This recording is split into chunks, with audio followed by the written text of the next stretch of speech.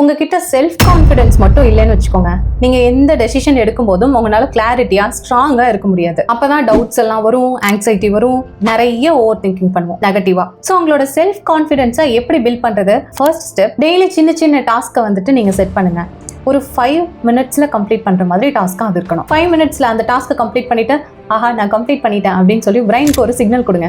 அது சப்கான்சியஸ்ல உங்களை கான்ஃபிடென்ட்டான ஆளு அப்படின்னு சொல்லிட்டு உங்களை டிஃபால்ட்டா செட் பண்ணும். ஸ்டெப் 2, பாசிட்டிவான செல்ஃப் டாக் பண்றது. நெகட்டிவ் தாட்ஸ் வரும்போதெல்லாம் அதை ரீப்ளேஸ் பண்ணி நான் ரொம்ப பாசிட்டிவான ஆள்பா, என்னால் எல்லாமே பண்ண முடியும், நான் சக்ஸஸை டிசர்வ் பண்றேன். சப்கான்சியஸ் மைண்ட் இந்த மாதிரியான வார்த்தைகளை கேட்டு கேட்டு உங்களை பில்ட் பண்ணி கொடுக்கும் கான்ஃபிடென்ட்டான ஒரு பர்சனா. ஸ்டெப் 3, ஏதாவது ஒரு விஷயம் உங்களுக்கு பயத்தை காட்டுதுன்னா அதை அவாய்ட் பண்ணக்கூடாது, அதை ஃபேஸ் பண்ண லேர்ன் பண்ணணும். எக்ஸாம்பிளுக்கு பெரிய ஃபியர்னு ஒன்று வச்சிருப்பீங்க, சின்ன விஷயத்துக்கு ஃபியர்னு ஒன்று வச்சிருப்பீங்க. இந்த சின்ன விஷயத்துக்கான ஃபியரை அடிக்கடி ஃபேஸ் பண்ண கற்றுக்கோங்க. தைரியமா அதை பண்ணி பழகுங்க.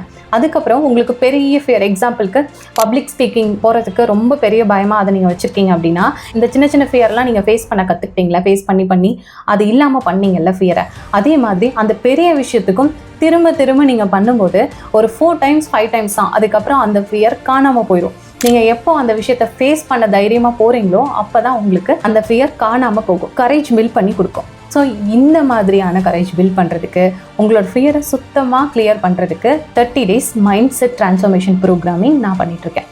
இதை நீங்கள் ஃபுல்லாக லேர்ன் பண்ணணும் அப்படின்னா DM பண்ணுங்கள்.